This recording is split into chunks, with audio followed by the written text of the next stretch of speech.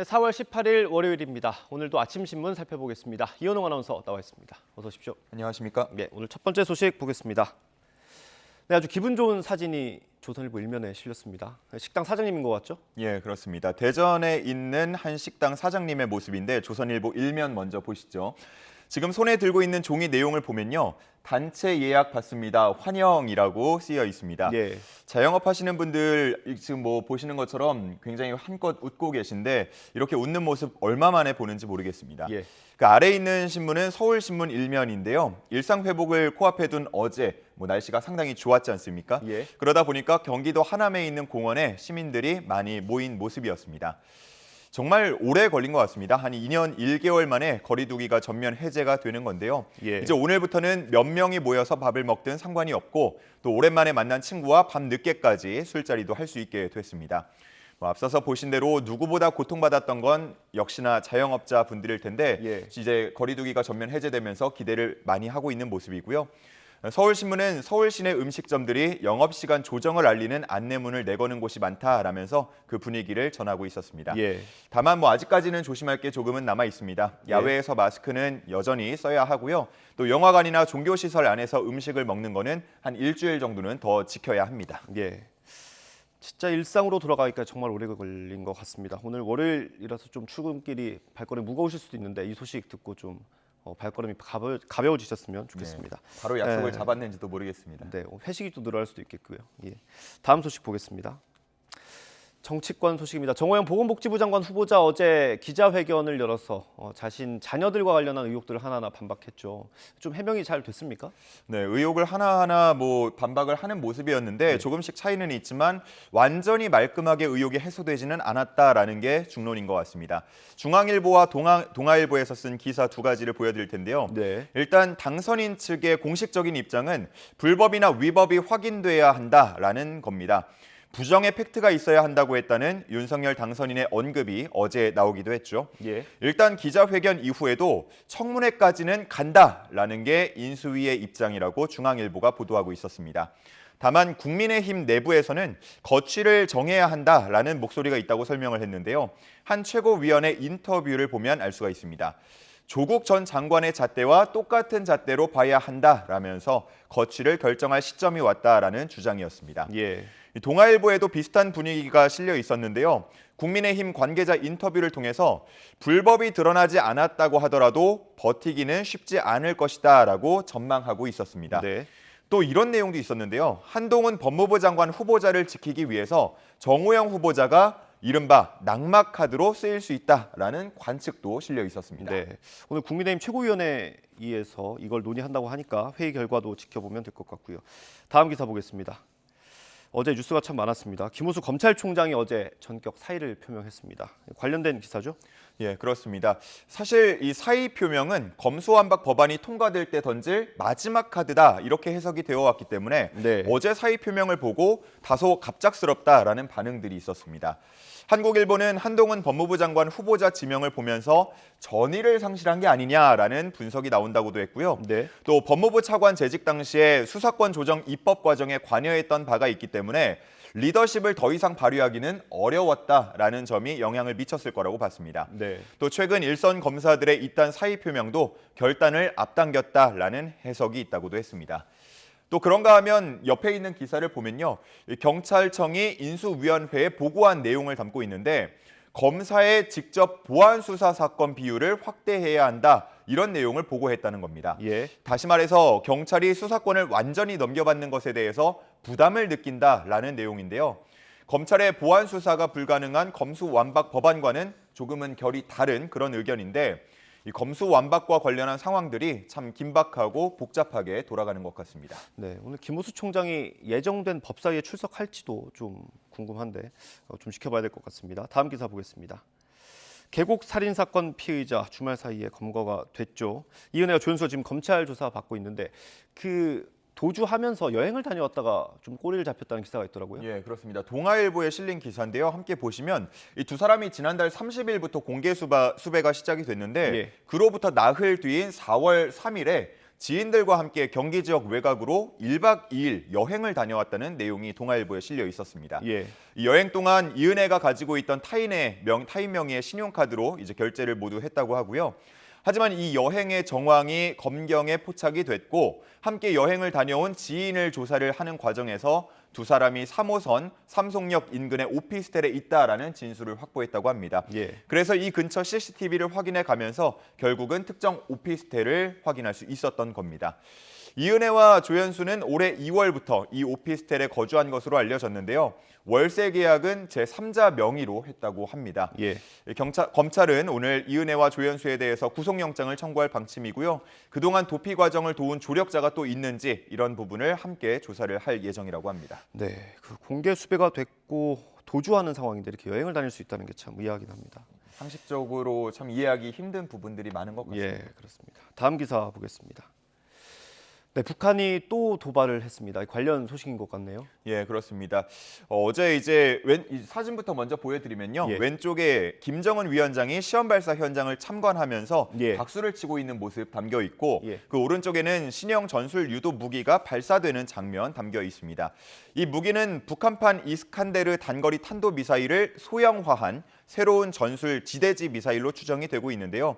뭐 고도나 비행 거리 같은 것들을 보면 북한판 이스칸데르에는 미치지 못하는 평가를 받지만 이동식 발사 차량에서 발사됐다는 특징이 보였습니다. 즉, 북한판 이스칸데르와 북한판 에이테크მს의 기술적 장점만 골라서 만든 신형 무기가 아니냐 이런 이야기가 나오고 있습니다. 네. 또 전문가들은 저고도 비행을 통해서 우리의 레이더망을 피하기 위한 미사일을 개발하는 것으로도 보인다고 했습니다.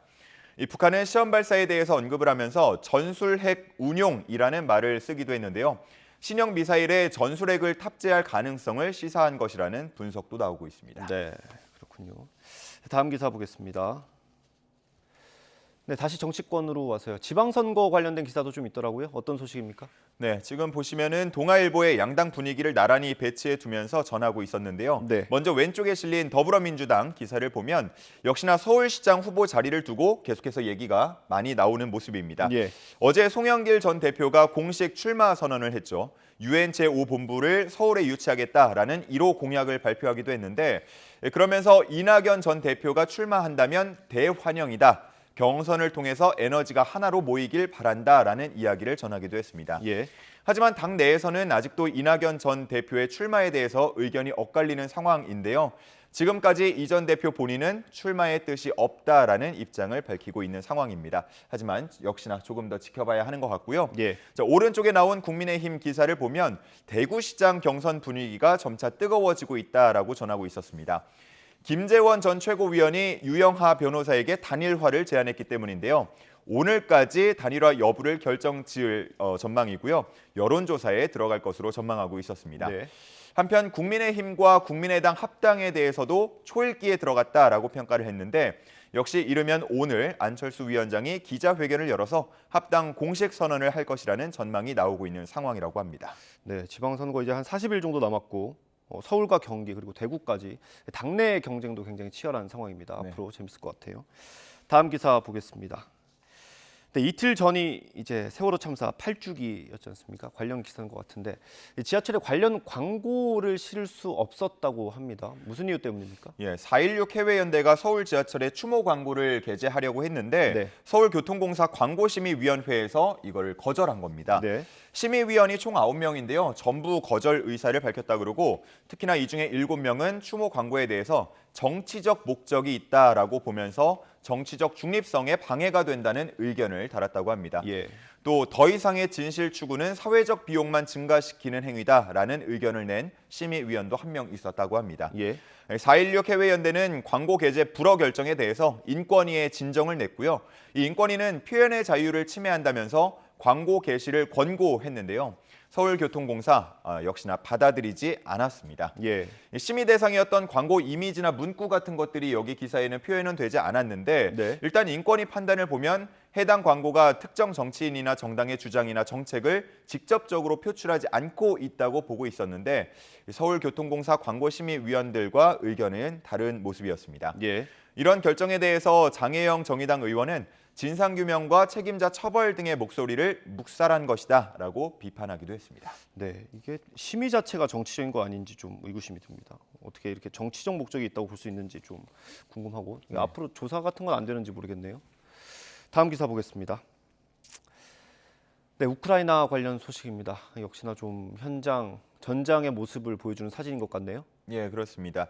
지금 보시면 러시아가 벌이는 환경 범죄에 대한 얘기인데요. 환경 범죄라는 것은 대기나 토양, 하천, 해양 생태계 등을 위협하는 군사 공격을 가해서 회복 불가능한 피해를 입히는 걸 의미합니다. 예. 지금 오른쪽에 보면 지도가 하나 나와 있죠. 여기를 보면 우크라이나 거의 전 지역에 걸쳐서 러시아의 환경 범죄가 가해진 것을 확인할 수 있습니다. 뭐 전쟁을 하다 보면 당연히 불가피하게 따라오게 되는 그런 피해들도 있겠지만요. 예. 여기서 나온 내용은 러시아군이 환경 범죄를 전쟁의 수단으로 활용하고 있다. 이런 시각이 있다는 겁니다. 뭐 발전소나 연료 저장소, 또 공장 같은 고위험 시설을 목표물로 삼았던 것이 그 근거로 제시되고 있었습니다. 러시아의 환경 범죄 사례를 몇 가지 보면요. 러시아의 미사일 공격으로 화학 공장의 암모니아가 인근으로 퍼져나가면서 어업이 중단되거나 군사 장비 잔해가 방치되고 부식되는 과정에서 토양과 지하수에 중금속 오염을 초래할 우려가 생기고 있다는 내용도 있었습니다. 예. 또 하수 처리장이 파괴되면서 폐수가 그대로 유출되는 등의 문제도 발생하고 있었습니다. 우크라이나의 한 환경단체는 이런 환경 범죄 사례가 지난 10일까지 139건에 달한다라는 내용도 밝혔고요. 이러다 보니까 전쟁이 끝난다고 하더라도 환경 복구에 상당한 시간이 소요될 것으로 보였습니다. 예. 또 이에 대해서 전쟁 후에 우크라이나 시설과 인프라를 재건할 때 상당한 온실가스 배출이 이루어질 거라는 우려도 나오고 있었습니다.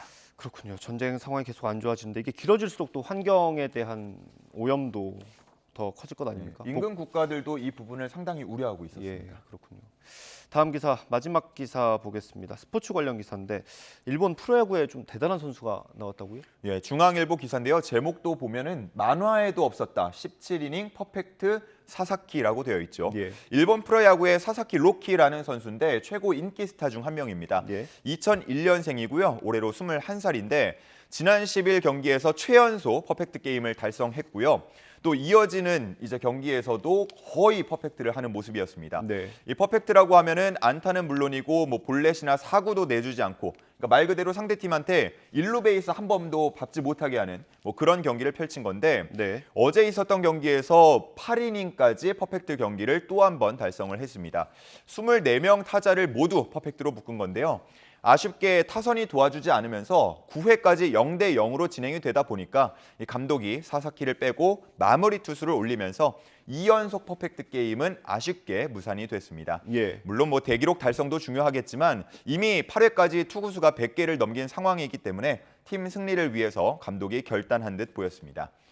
보통 만화에서 보면은 이런 괴물 투수들 마구라고 부르는 약간의 그 대단한 변화구 같은 것들을 하나씩 가지고 있을 것 같은데 이 사사키는 직구와 포크볼이 거의 전부입니다. 예. 근데 이 직구가요. 최고 164km 시속이 나오고 예. 또 평균으로 보더라도 158km 정도가 달하기 때문에 정말 뭐 타자들이 손쓸 수 없이 당하는 모습을 보였고요. 예. 뭐 시즌 초다 보니까 과연 이런 괴물 같은 모습이 언제까지 보일 수 있을지 아직은 미지수긴 하지만요. 시즌 초에 모든 관심을 집중시키고 있는 모습입니다.